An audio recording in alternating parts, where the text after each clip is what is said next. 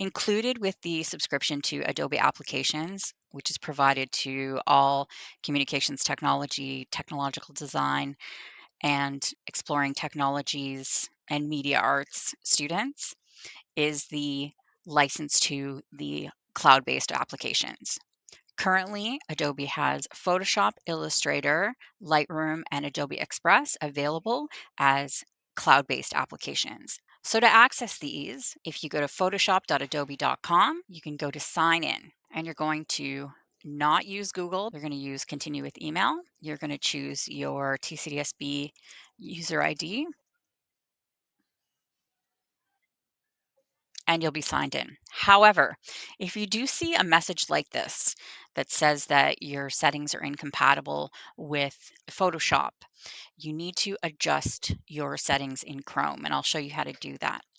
If you go to your settings, privacy and security, site controls, and then scroll down all the way to additional content settings and select on device site data. And what you're going to want to do is under customized behaviors, you're going to add photoshop.adobe.com. You're going to add illustrator.adobe.com, lightroom.adobe.com, and express.adobe.com.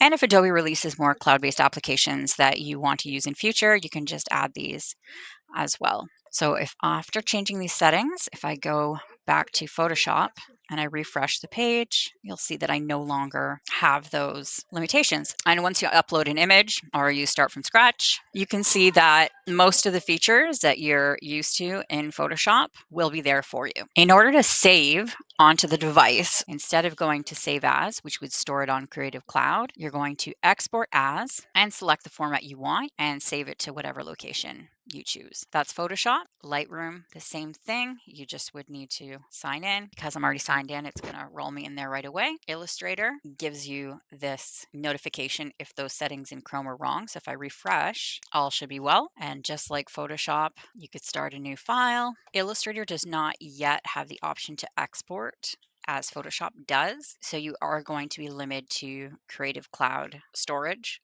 Adobe Express, express.adobe.com, Photoshop, Illustrator, Lightroom, and Express are all available for iPad OS as well. They should actually be pushed to all the school iPads. If you have any questions regarding Adobe Creative Cloud, please feel free to reach out to 21st Century Learning. You can reach out to me directly. It's Lana, Lana, .storto@tcdsb.org.